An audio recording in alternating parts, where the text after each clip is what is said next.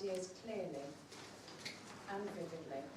Use rhetorical devices to enhance and emphasise. Eliminate jargon and unnecessary words. Use correct grammar. So with his speech entitled Meet the Family, please welcome Richard Hanson.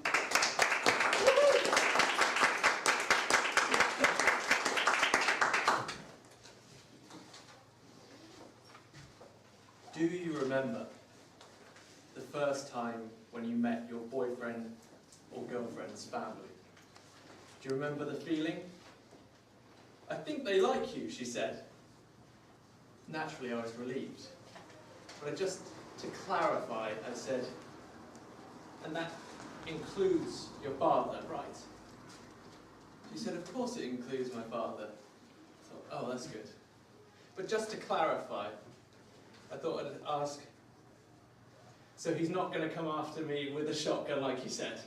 And she goes, no, of course he's not going to come after you with a shotgun like you said. But just again to clarify, I thought I'd be really clear on this. Because he doesn't even have a shotgun, does he? Oh no, he does have a shotgun. And a machete. And a high-powered rifle.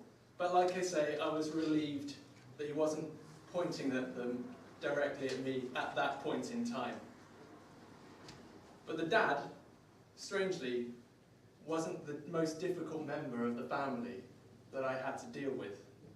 It started instantly, as I came through the door.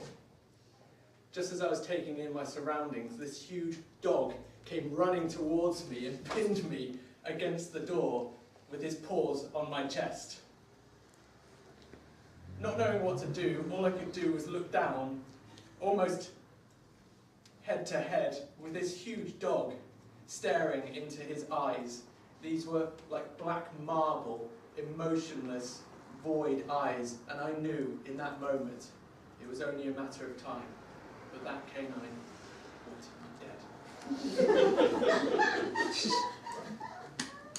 His name's Bailey, she said. All I could see was a killer. To me, it looked like a wolf. She said, it's a husky. But if you ask me, if you saw that dog out in the wilderness, you'd call it a wolf. They thought it was a good idea to take this wolf into a family home, call it a fluffy name, and then it became a husky. Now, I was sort of sat there in the kitchen, me and the dog eyeballing each other again. He often came over to me, I didn't know what to do. He just licked me like an appetizer, trying to whet his appetite, I thought. And then she said, do you fancy going for a walk? I was like, yes! Yes, I'd love to go for a walk. Anything to get away from that dog, that wolf. But it didn't realise at that time that the dog was coming with us. And you're an intelligent bunch, so I'm sure you'll spot the misnomer there. We weren't actually dog walking, we were of course wolf walking.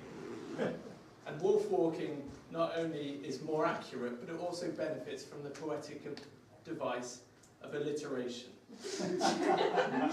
I decided not to point this out at the time. So we went on our dog walk, and I thought that it was a simple affair, but no, you need to go in groups, it seems, and we have to have a rendezvous point to meet with other canine owners. And so we were waiting in this field for these other people to come, and I didn't really know what we were doing, but she said, oh, we'll just let it off the leash. And I thought, you see this heartless creature, and flashbacks of Wildlife on One with the frozen tundra only spoilt by a dead elk with its intestines being ripped out and sort of steam rising. That was what was going through my head, but I thought, well, it's on a leash, but it can get me from here. So why not just let it off the leash? It can get me anyway. You might as well have a running jump and make it quick. But it went off and sort of started sniffing and things, and I guess that's why you buy a dog for, to watch it sniff things. And then these other dogs came along.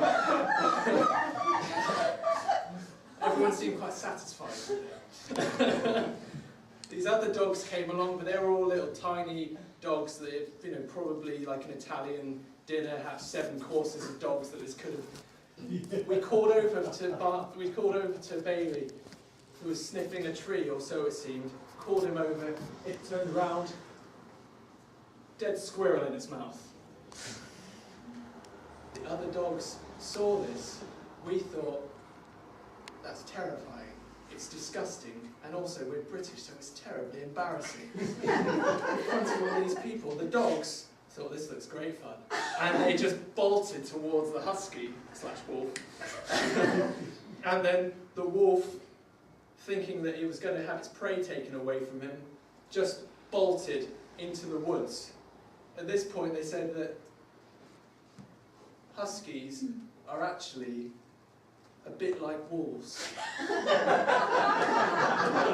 have many of the instincts and characteristics of wolves. It's what I was trying to say all along. But despite the Wildlife Fund 1, where they're all coordinated and going across the Arctic and they know what they're doing, it turns out they don't actually have a good sense of direction. So when this dog ran off, we had no guarantee it would know how to get back again. So one person was sent back to the house just in case it came back, and then we went running around this village trying to find people who might have seen him. So I was running around. Excuse me. Lovely weather we're having, isn't it? Excellent. Enjoy your day. And then I ran around a bit more, and to be honest, I put in a lot of vigour and effort, but maybe my heart wasn't in it because these techniques weren't successful in finding the dog. I ran up to some sensitive-looking people and decided it would be more fun to do it like this. Excuse me. Have you seen my pet squirrel? He ran away, you see. Have you seen my pet squirrel? Oh, it means the world to me. And then they said, oh yeah, we saw a squirrel running with a husky in its mouth just over this.